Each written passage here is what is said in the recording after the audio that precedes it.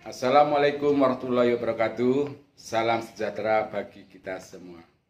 Halo, jumpa lagi dengan saya Pak Sai yang siap membantu Anda dalam belajar matematika. Pada video pembelajaran kali ini, saya akan membahas tentang cara penyajian data. Kalau yang pertama telah dibahas cara penyajian data dengan menggunakan diagram, sekarang yang kedua yaitu penyajian data dengan menggunakan tabel atau daftar distribusi frekuensi.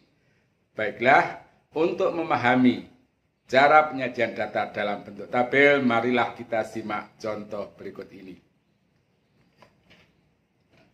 Yang pertama adalah penyajian data dalam bentuk tabel untuk data tunggal. Perhatikan. Contohnya, nilai ulangan matematika suatu kelas adalah sebagai berikut: 4, 6, 8, 8, 9, 10, 10, dan seterusnya. Dari data ini, buatlah daftar distribusi frekuensi dari data tersebut. Karena ini adalah datanya tunggal, maka langsung saja kita buat tabelnya.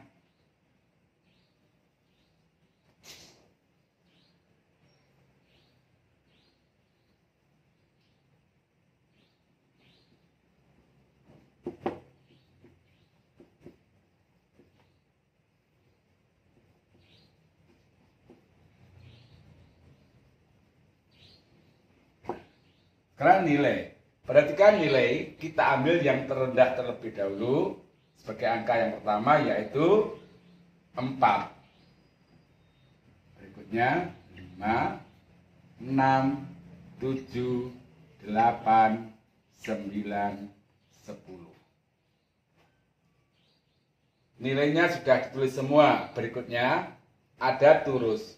Turus ini adalah suatu istilah untuk menggambarkan, yang digunakan untuk menggambarkan angka yang berupa simbol, sehingga bisa mempermudah membaca angka tersebut. Perhatikan, nilai yang pertama 4,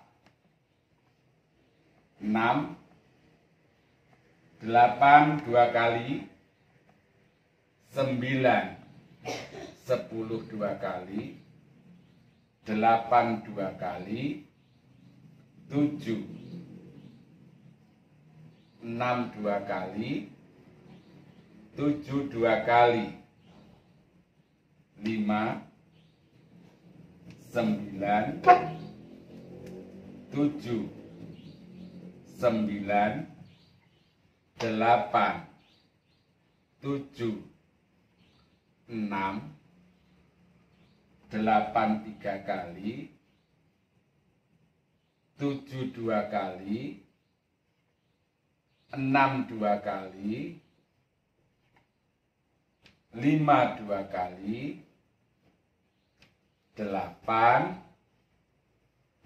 9 2 kali, 7 2 kali. Inilah turus, istilah yang digunakan untuk mempermudah membaca angka ini. Maka nilai 4 frekuensinya adalah 1, 5, 3, 6, 7, ada 9, 8, ada 9, 9-nya ada 5, kemudian nilai 10 ada 2. Ini jika dijumlahkan, jumlah frekuensi adalah berapa? 10, 19, 28, 33, 35. Inilah cara membuat tabel distribusi frekuensi atau daftar distribusi frekuensi untuk data tunggal. Berikutnya, yang kedua adalah cara menyusun daftar distribusi frekuensi untuk data kelompok. Untuk memahaminya, marilah kita simak contoh berikut. Hasil pengukuran berat badan 30 siswa adalah sebagai berikut. 48, 32, 46, dan seterusnya sampai terakhir adalah 53. Sudah dipelajari cara menyusun daftar distribusi frekuensi untuk data kelompok ada 3 langkah. Apa? Yang pertama yaitu menentukan jangkauan. Yang mana jangkauan adalah data yang paling besar dikurangi data yang paling kecil atau X maksimum dikurangi X minimum. Kita lihat data yang paling besar berapa? Nah, di sini adalah 74. Data yang paling kecil 21. Sehingga hasilnya 74 dikurangi 21 adalah 53. Ini langkah yang pertama. Langkah yang kedua yaitu menentukan banyaknya kelas. Banyak kelas sama dengan 1 ditambah 3,3 log N. Yang mana N ini adalah banyaknya data. Sehingga sama dengan 1 ditambah 3,3 kali log 30. Banyaknya data adalah 30, sehingga N-nya adalah 30. Log 30 bisa dicari di kalkulator atau tabel logaritma. Sama dengan 1 ditambah 3,3 kali 1,477.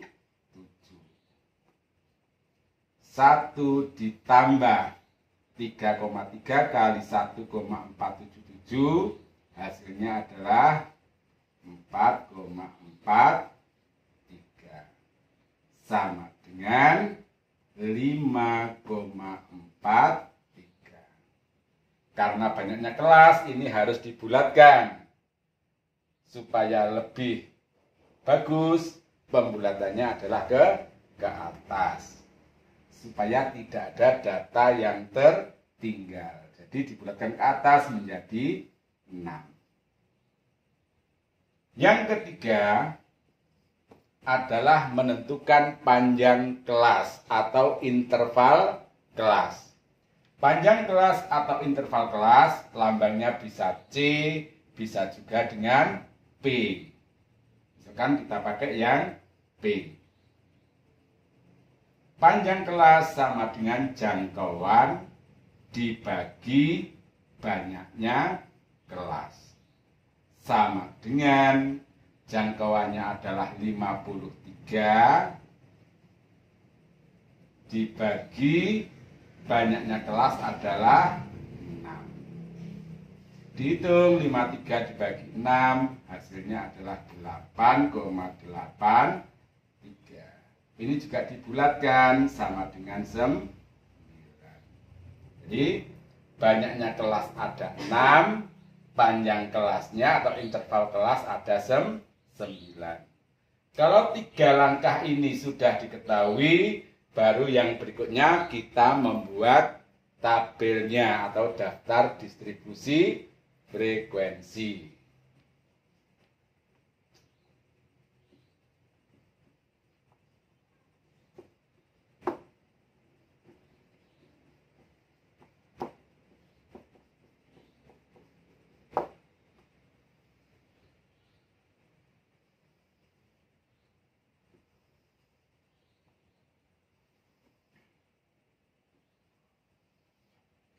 Sekarang yang pertama, tadi diketahui banyaknya kelas adalah 6. Maka kita buat dulu tempatnya.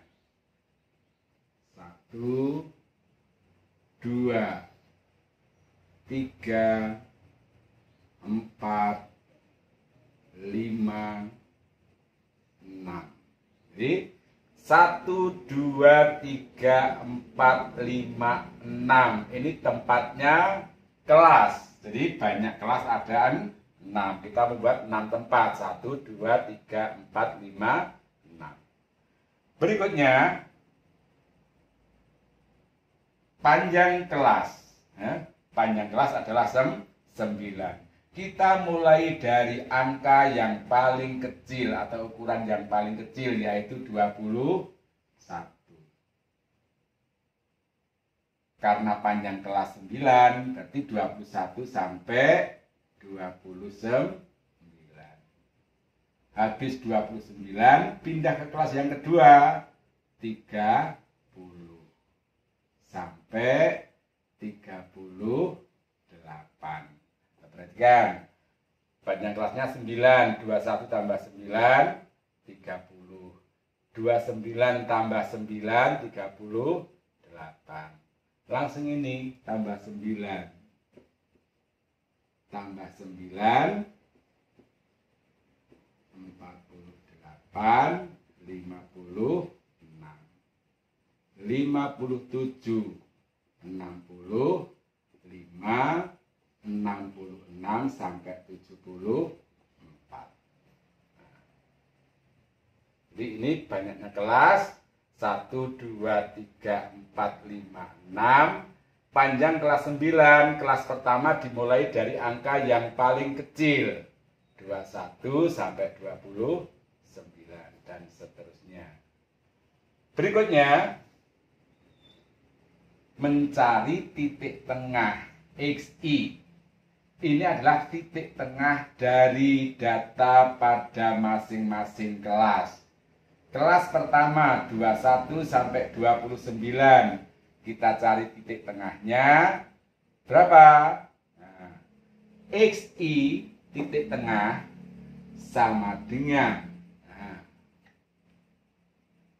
batas bawah ditambah batas atas dibagi 2. Yang mana batas bawah dan batas atas? Jadi perhatikan, angka pada masing-masing kelas yang di depan, yang di depan ini disebut dengan batas bawah.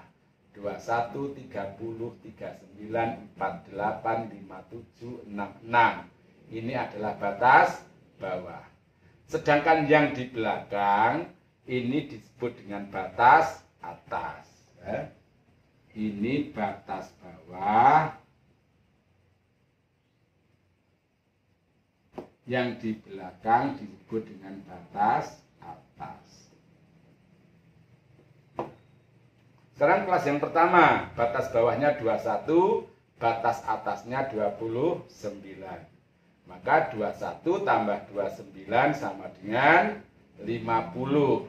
Dibagi 2 sama dengan 25. 30 ditambah 38. 68. Bagi 2, 34. 39 ditambah 47. 86. Dibagi 2, 43. Atau kalau sudah ketemu 1, kita lihat panjang kelasnya 9. 25 tambah 9, 34. Tambah 9, 43. Tambah 9, 52. Tambah 9, 61. Tambah 9 lagi 70. Ini cara mencari titik tengah. Jelas ya? Berikutnya, kalau titik tengah sudah diketahui, turus ini untuk mempermudah menentukan frekuensi. Data yang pertama 48, kira-kira masuk yang mana? Di sini 48, 32, 46, 27, 43, 46, 25, 41, 40, 58, 21,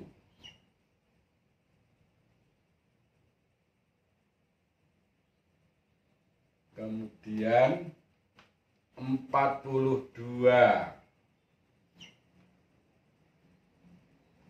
kemudian 47, 55, 60, 58, 46, 44, 63, 66, 50, 50, 21, 56, 55, 25, 74, 74, 37, 51, 53. Maka frekuensinya adalah 5, 2, 9, 6, 5, 3. Ini jumlah semua adalah 30.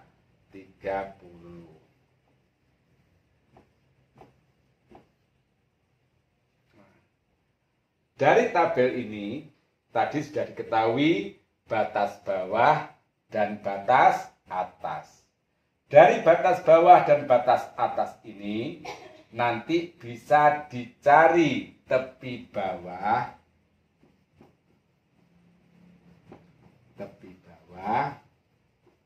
dan tepi atas.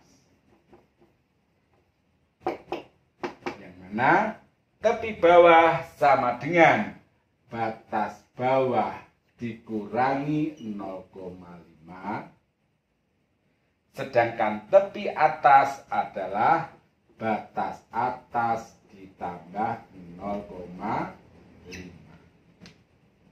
Ulangi, tepi bawah batas bawah dikurangi 0,5, tepi atas batas atas ditambah 0,5. Misalkan sebutkan tepi bawah kelas yang ketiga. Kelas yang ketiga 1, 2, 3. Maka tepi bawahnya 39 dikurangi 0,5 yaitu 38,5. Sebutkan tepi atas kelas yang kedua. Ini kelas yang kedua, maka tepi atasnya 38,5.